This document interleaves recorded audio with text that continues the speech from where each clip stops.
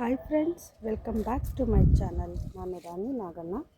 ಬನ್ನಿ ಫ್ರೆಂಡ್ಸ್, ಇವತ್ತು ನಮ್ಮ ಗಿಡಗಳಿಗೆ ಒಂದು ಒಳ್ಳೆಯ ಗೊಬ್ಬರವನ್ನು ಕೊಡೋಣ. ಹಾಗೆ ಆ ಫರ್ಟಿಲೈಸರನ್ನು ಹೇಗೆ ಗಿಡಗಳಿಗೆ ಬಳಸಬೇಕು ಅಂತೇಳಿ ತಿಳ್ಕೊಳ್ಳೋಣ. ಹಾಗೆ ನಮ್ಮ ಮನೆಗೆ ಹೊಸ ಗಿಡ ಬಂದಿತ್ತು. ಇವೆಲ್ಲ ಬಂದು ಸುಮಾರು ದಿವಸ ಆಗಿತ್ತು ಫ್ರೆಂಡ್ಸ್. ನಿಮ್ಗೆ ಯಾರಿಗೂ ನಾನು ತೋರಿಸೇ ಇರಲಿಲ್ಲ ಕೆಲಸದ ಗಡಿಬಿಡಿನಲ್ಲಿ. ನಮ್ಮ ಮನೆಗೆ ಹೊಸದು ಗಿಡಗಳು ಬಂದು ಚೆನ್ನಾಗಿ ಸೆಟ್ಟಾಗಿ ಬೆಳೀತಾ ಇದ್ದಾವೆ, ಸೇವಂತಿಗೆ ಗಿಡಗಳು. ಬನ್ನಿ ಫ್ರೆಂಡ್ಸ್, ಇವತ್ತು ಗಿಡಗಳಿಗೆ ಬೂದಿಯನ್ನು ಬಳಸುವ ವಿಧಾನದ ಬಗ್ಗೆ ಮತ್ತು ಬೂದಿಯನ್ನು ಬಂಗಾರವನ್ನಾಗಿಸಿಕೊಳ್ಳುವಂಥದ್ದು, ಅಂದರೆ ಬೂದಿಯಲ್ಲಿ ಅತಿ ಹೆಚ್ಚು ಅದು ಗೊಬ್ಬರವಾಗಿ ಕೆಲಸ ಮಾಡೋದಕ್ಕೆ ನಾವು ಏನೆಲ್ಲ ಕೆಲಸ ಮಾಡಬೇಕು ಅಂತೇಳಿ ತಿಳ್ಕೊಳ್ಳೋಣ. ಬೂದಿಯನ್ನು ನಾನು ಇವತ್ತು ಹೊಸದಾಗಿ ಗಿಡಗಳಿಗೆ ಬಳಸ್ತಾ ಇದ್ದೀನಿ ಅಂತೇನಲ್ಲ. ಬೂದಿಯನ್ನು ನಮ್ಮ ಹಿರಿಯರು ಹಿಂದಿನ ಕಾಲದಿಂದನೂ ಕೂಡ ಗಿಡಗಳಿಗೆ ಬಳಸ್ತಾನೆ ಇದ್ದಾರೆ. ಅದರಲ್ಲೂ ಕಾಯಿ ಬಿಡೋಂತಹ ಸಂದರ್ಭದಲ್ಲಿ ಅಲಸಂದೆಕಾಯಿ ಇಂಥವಕ್ಕೆಲ್ಲ ರೋಗ ಬಂದರೆ ನಮ್ಮ ತಾತಂದರು ಬೂದಿಯನ್ನು ನೊರ್ಜು ಮಾರು ಅಂತ ಬರ್ತಿತ್ತು. ಅದನ್ನೆಲ್ಲ ಹೋಗಿಸ್ಬೇಕಾದ್ರೆ ಗಿಡಗಳ ಮೇಲೆ ಬೂದಿಯನ್ನು ಉದುರಿಸ್ತಾಯಿದ್ರು.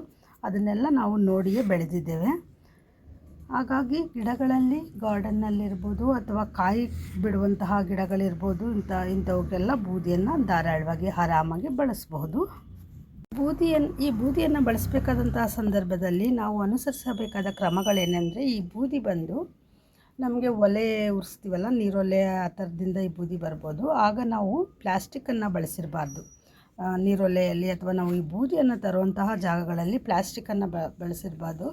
ಪ್ಲಾಸ್ಟಿಕ್ಕನ್ನು ಬಳಸದೇ ಇರೋಂತಹ ಏನಿದ್ರು ವುಡ್, ಅಂದರೆ ಕಟ್ಟಿಗೆಗಳನ್ನು ಬಳಸಿ ಬಂದಂತಹ ಬೂದಿಯನ್ನು ನಾವು ಬಳಸ್ಬೋದು. ಅಥವಾ ಹೋಮ ಹವನಗಳಿಂದ ಬಂದಂತಹ ಬೂದಿಯನ್ನು ಬಳಸ್ಬೋದು. ಅಥವಾ ಐರನ್ ಮಾಡೋವಂಥವ್ರು ದಪ್ಪ ಇದ್ದಲುಗಳನ್ನು ಹಾಕಿ ಐರನ್ ಮಾಡ್ತಾರೆ, ಅಂಥವರಿಂದ ಕಲೆಕ್ಟ್ ಮಾಡಿಕೊಂಡು ನಾವು ಬೂದಿಯನ್ನು ಗಿಡಗಳಿಗೆ ಬಳಸ್ಬೋದು.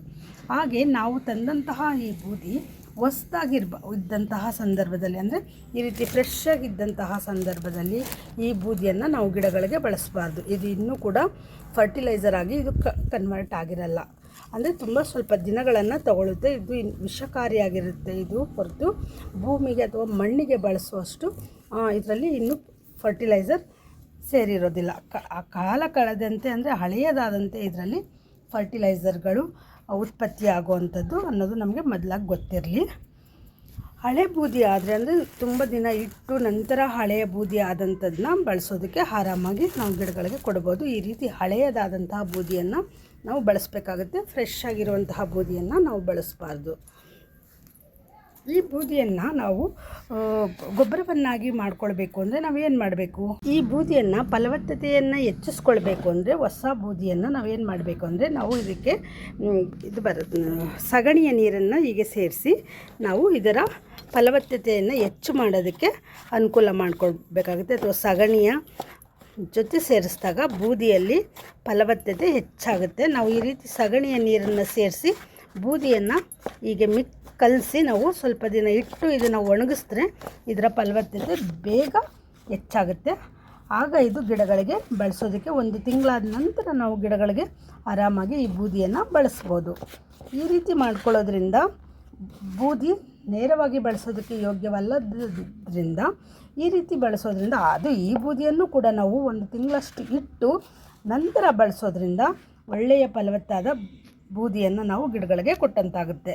ತುಂಬ ಒದ್ದೆಯಾಗಿ ನಾವು ಕಲಿಸ್ಕೊಳ್ಬಾರ್ದು. ಇಷ್ಟು ಒದ್ದೆ ಇದ್ದರೆ ಸಾಕು. ಇದನ್ನು ಹೀಗೆ ಮಿಶ್ರಣವಾದ ಈ ಗೊಬ್ಬರವನ್ನು ನಾವು ಒಂದು ಕವರಲ್ಲೋ ಅಥವಾ ಒಂದು ಚೀಲದಲ್ಲೋ ಅದರ ಪ್ರಮಾಣ ಎಷ್ಟಿದೆ ಅದನ್ನು ನೋಡಿಕೊಂಡು ನಾವು ಕಟ್ಟಿ ಎತ್ತಿಡಬೇಕಾಗತ್ತೆ. ಅದು ಸುಮಾರು 15 ದಿನಗಳವರೆಗೂ ನಾವು ಹಾಗೆ ಇಟ್ಟು ಆ ನಂತರದ ಮುಂದಿನ ದಿನಗಳಲ್ಲಿ ನಾವು ಇದನ್ನು ಗೊಬ್ಬರವಾಗಿ ಬಳಸಬಹುದು. ಆಗ ಈ ಗೊಬ್ಬರ ಒಳ್ಳೆಯ ಫಲವತ್ತಾದಂತಹ ಗೊಬ್ಬರವಾಗಿ ಪರಿವರ್ತನೆಗೊಂಡಿರುತ್ತೆ. ಒಳ್ಳೆಯ ಮೈಕ್ರೋಬ್ಸ್ಗಳಿರ್ಬೋದು, ಒಳ್ಳೆಯ ಸೂಕ್ಷ್ಮಜೀವಿಗಳಿರ್ಬೋದು, ಎಲ್ಲವೂ ಉತ್ಪತ್ತಿಯಾಗಿ ನಮ್ಮ ಗಿಡಗಳಿಗೆ ಬೇಕಾದಂತಹ ಒಳ್ಳೆಯ ಪೋಷಕಾಂಶಗಳನ್ನು ಪೂರೈಸುವಂತಹ ಗೊಬ್ಬರವಾಗಿ ಪರಿವರ್ತನೆಗೊಂಡಿರುತ್ತೆ. ನಾವು ಸಗಣಿಯ ನೀರನ್ನು ಹಾಕಿ ಕಲಸಿದ ನಂತರ ಇಂತಹ ಬೂದಿಯನ್ನು ನಾವು ಕಟ್ಟಿ ಒಂದು 15 ದಿನಗಳ ಕಾಲ ಇಡುವಂತಹ ಕೆಲಸವನ್ನು ಮಾಡಬೇಕಾಗುತ್ತೆ. ಆಗ ಇದು ಒಳ್ಳೆಯ ಪೋಷಕಾಂಶಯುಕ್ತ ಗೊಬ್ಬರವಾಗಿ ಪರಿವರ್ತನೆಗೊಂಡಿರುತ್ತೆ. 1 ಲೀಟರ್ನಷ್ಟು ನೀರಿಗೆ 1 ಚಮಚದಷ್ಟು ಮಾತ್ರ ಅಳತೆ ಕರೆಕ್ಟಾಗಿರಲಿ. ತುಂಬ ಹೆಚ್ಚನ್ನು ಕೂಡ ಸೇರಿಸಬಾರ್ದು. 1 ಚಮಚದಷ್ಟು 1 ಲೀಟರ್ ನೀರಿಗೆ ನಾವು ಸೇರಿಸಿ ಚೆನ್ನಾಗಿ ಇದನ್ನು ಹೀಗೆ ಮಿಕ್ಸ್ ಮಾಡ್ಕೊಳ್ಬೇಕಾಗುತ್ತೆ. ಹೀಗೆ ಮಿಕ್ಸ್ ಮಾಡಿ ಬೂದಿಯಲ್ಲಿ ಪೊಟ್ಯಾಷ್ ಇದೆ, ರಂಜಕ ಇದೆ, ಹಾಗೆ ಕ್ಯಾಲ್ಶಿಯಂ ಇದೆ. ಇವೆಲ್ಲವೂ ಕೂಡ ಗಿಡಗಳ ಬೆಳವಣಿಗೆಗೆ ಅತ್ಯುತ್ತಮವಾದ ಪೋಷಕಾಂಶವನ್ನು ಒದಗಿಸುತ್ತೆ. ಪೊಟ್ಯಾಷ್ ಇರೋದ್ರಿಂದ ಹೂವು ಮತ್ತು ಹಣ್ಣು ಚೆನ್ನಾಗಿ ಬರುತ್ತೆ. ಹಾಗೆ ಕ್ಯಾಲ್ಶಿಯಂ ಇರೋದ್ರಿಂದ ಗಿಡದ ಬೇರು ಮತ್ತು ಕಾಂಡ ತುಂಬ ಚೆನ್ನಾಗಿ ಬೆಳೆಯುತ್ತೆ. ಹಾಗೆ ರಂಜಕ ಇರೋದ್ರಿಂದ ಗಿಡಗಳಲ್ಲಿ ಎಲೆ ಮತ್ತು ಎಲೆಗಳ ಬೆಳವಣಿಗೆಗೆ ಆರೋಗ್ಯವನ್ನು ಎಲೆಗಳಿಗೆ ತಂದುಕೊಡುತ್ತೆ.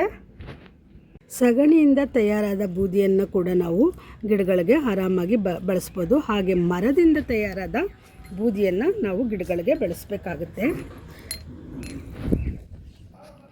ಗಿಡಗಳನ್ನು ನೆಡುವಾಗ ನಾವು ಮಣ್ಣಿನ ಜೊತೆ ಸೇರಿಸಿ ನಾವು ಗಿಡಗಳನ್ನು ನೆಡ್ಬೋದು. ಹಾಗೆ ಹೆಚ್ಚು ಹೂ ಬರಬೇಕಾದ್ರೂ ಕೂಡ ನಾವು ಈ ಬೂದಿಯನ್ನು ನಾವು ಸೇರಿಸಿ ಕೊಡ್ಬೋದು. ಹೆಚ್ಚು ಹೆಚ್ಚು ಹೂಗಳು ಬರಬೇಕು ಅಂದರೂ ಕೂಡ ಈ ಬೂದಿಯ ನೀರನ್ನು ನಾವು ಗಿಡಗಳಿಗೆ ಕೊಡಬೇಕಾಗುತ್ತೆ. ಹಾಗೆ ಇರುವೆ ಕಾಟ ಇರ್ಬೋದು, ಕೀಟಗಳ ಕಾಟ ಇರ್ಬೋದು, ಇವುಗಳಿಂದ ಕೂಡ ನಮ್ಮ ಗಿಡಗಳನ್ನು ರಕ್ಷಣೆ ಮಾಡುತ್ತೆ.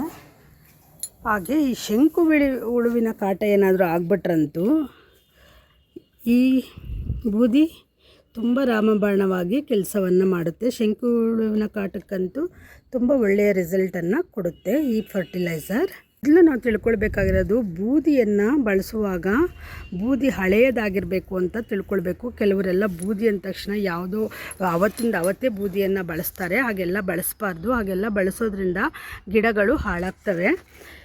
ಹಾಗಾಗಿ ಬೂದಿ ಮೊದಲು ಹಳೆಯದಾಗಿರಬೇಕು. ಹಳೆಯದಾದಂತಹ ಬೂದಿಯಲ್ಲಿ ಹೆಚ್ಚು ಗಿಡಗಳಿಗೆ ಬೇಕಾದ ಪೋಷಕಾಂಶಗಳು ದೊರೀತವೆ. ಹಾಗೆಯೇ ಬೂದಿಯನ್ನು ಕೀಟನಾಶಕವಾಗಿಯೂ ಕೂಡ ನಾವು ಗಿಡಗಳಿಗೆ ಬಳಸ್ಬೋದು. ಹಾಗೆ ಬಳಸುವಾಗ ಎಚ್ಚರವಿರಲಿ, ಅತಿ ಹೆಚ್ಚು ಬೂದಿಯನ್ನು ಗಿಡಗಳಿಗೆ ನಾವು ಬಳಸಬಾರ್ದು. ಹಾಗೆ ಮನೆಯಲ್ಲಿ ಬೂದಿ ಇದೆ ಅಂತೇಳಿ ಅತಿ ಹೆಚ್ಚು ಬೂದಿಯನ್ನು ಕೂಡ ಗಿಡಗಳಿಗೆ ಬಳಸಬಾರ್ದು. ಆಗ ಮಾಡಿದಾಗಲೂ ಕೂಡ ಗಿಡಗಳು ಹಾಳಾಗ್ತವೆ.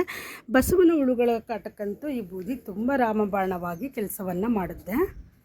ಬೂದಿಯನ್ನು ಬಳಸುವ ಮತ್ತೊಂದು ವಿಧಾನ ಏನಂದರೆ, ಈಗ ಏನಾದರೂ ರೋಗ ಬಂದಿದ್ದಂತಹ ಸಂದರ್ಭದಲ್ಲಿ ಸ್ಟೆಮ್ಮಲ್ಲಿರ್ಬೋದು, ಎಲೆಗಳಲ್ಲಿರ್ಬೋದು, ರೋಗ ಬಂದಿದ್ದಂತಹ ಸಂದರ್ಭದಲ್ಲಿ ನಾವು ಬೂದಿಯನ್ನು ಗಿಡಗಳಿಗೆ ಈ ರೀತಿ ಬಳಸಬೇಕಾಗುತ್ತೆ. ಹೀಗೆ ರೋಗ ಬಂದಿರುವಂತಹ ಗಿಡಗಳ ಮೇಲೆ ನಾವು ನೇರವಾಗಿ ಎಲ್ಲ ಎಲೆಗಳನ್ನು ರಿಮೂವ್ ಮಾಡಿ ನಾವು ಬೂದಿಯನ್ನು ಹಾಕೋದ್ರಿಂದ ಗಿಡ ಬೇಗ ರೋಗ ಮುಕ್ತವಾಗುತ್ತೆ. ನೋಡಿ, ಹೀಗೆ ಎಲ್ಲ ಎಲೆಗಳನ್ನು ರಿಮೂವ್ ಮಾಡಿದ್ದೀನಿ ನಾನು. ರಿಮೂವ್ ಮಾಡಿ ಸ್ಟೆಮ್ ಮಾತ್ರ ಇಟ್ಕೊಂಡು ಸ್ಟೆಮ್ಗೆ ನಾನು ಈ ಬೂದಿಯನ್ನು ಸ್ಪ್ರೇ ಮಾಡ್ತಾಯಿದ್ದೀನಿ, ಕೊಡ್ತಾಯಿದ್ದೀನಿ. ಹೀಗೆ ಕೊಡೋದ್ರಿಂದ ನಮ್ಮ ಗಿಡದಲ್ಲಿರುವಂತಹ ರೋಗ ಬೇಗ ವಾಸಿಯಾಗುತ್ತೆ. ನಮ್ಮ ಗಾರ್ಡನ್ನಿಂದನೇ ನನಗೆ ಇಷ್ಟೊಂದು ದಂಟಿನ ಸೊಪ್ಪು ಸಿಕ್ಕಿದೆ. ಇದೇನು ನಾನು ಹಾಕಿ ಬೆಳೆದಿರೋದಲ್ಲ, ಅಲ್ಲಲ್ಲೇ ಗಿಡ ಹುಟ್ಟಿ ಬೀಜ ಉದುರಿ ಅಲ್ಲಲ್ಲೇ ಸಿಕ್ಕಿರೋ ಅಂಥದ್ದು. ನಾನಿವತ್ತು ಇದನ್ನು ಬೇರು ಸಮೇತ ಕಿತ್ಕೊಬಿಟ್ಟೆ, ಯಾಕೆಂದರೆ ಎಲ್ಲ ದೊಡ್ಡದಾಗಿ ಬೆಳೆದಿತ್ತು. ಹಾಗಾಗಿ ಬೇರು ಸಮೇತ ಕಿತ್ಕೊಂಡಿದ್ದೀನಿ. ಮನೆಗೆ ಹಾಗೆ ತೊಗೊಂಡೋದ್ರೆ ಮನೆಯೆಲ್ಲ ಗಲೀಜಾಗುತ್ತೆ. ಅದಕ್ಕೆ ಇಲ್ಲೇ ನೀರಿನಲ್ಲಿ ತೊಳ್ಕೊಂಡು ತೊಗೊಂಡೋಗ್ತಾಯಿದ್ದೀನಿ. ನನ್ನ ಇವತ್ತಿನ ಈ ವಿಡಿಯೋ ನಿಮಗೆಲ್ಲ ಏನು ಅನ್ನಿಸ್ತು ದಯವಿಟ್ಟು ಕಮೆಂಟ್ ಮೂಲಕ ತಿಳಿಸಿ ಫ್ರೆಂಡ್ಸ್. ನೀವು ತಿಳಿಸೋದ್ರಿಂದ ನಮಗೆ ಮತ್ತೆ ವಿಡಿಯೋಗಳನ್ನು ಮಾಡೋದಕ್ಕೆ ಪ್ರೋತ್ಸಾಹ ಸಿಕ್ಕಂತಾಗುತ್ತೆ. ಯಾಕೋ ವ್ಯೂಸ್ ಎಲ್ಲ ತುಂಬ ಕಡಿಮೆ ಆಗ್ತಿದೆ. ಹಾಗೆ ನಾನು ಕೂಡ ಯಾಕೋ ವಿಡಿಯೋವನ್ನು ಮಾಡೋದು ಕಡಿಮೆ ಮಾಡಿದ್ದೇನೆ. ಇವಾಗೆಲ್ಲ ಸ್ವಲ್ಪ ಕೆಲಸ, ಹಬ್ಬದ ಕೆಲಸ ಇದೆ, ಹಾಗಾಗಿ ಕಡಿಮೆ ಆಗಿದೆ. ಮುಂದೆ ಇನ್ನೂ ಒಳ್ಳೆ ವಿಡಿಯೋಗಳನ್ನು ಖಂಡಿತ ನಾನು ಹಾಕ್ತೇನೆ. ದಯವಿಟ್ಟು ವಿಡಿಯೋಗೆ ಲೈಕ್ ಕೊಟ್ಟು ಪ್ರೋತ್ಸಾಹಿಸಿ. ಹಾಗೆ ಯಾರೆಲ್ಲ ಸಬ್ಸ್ಕ್ರೈಬ್ ಮಾಡದೆ ವಿಡಿಯೋವನ್ನು ನೋಡ್ತಾ ಇದ್ದೀರಾ ಅಂಥವರು ದಯವಿಟ್ಟು ಸಬ್ಸ್ಕ್ರೈಬ್ ಮಾಡಿಕೊಂಡು ವಿಡಿಯೋಗಳನ್ನು ನೋಡಿ ಅಂತ ಹೇಳ್ತಾ ವಿಡಿಯೋವನ್ನು ಎಂಡ್ ಮಾಡ್ತಾಯಿದ್ದೀನಿ. ಧನ್ಯವಾದಗಳು.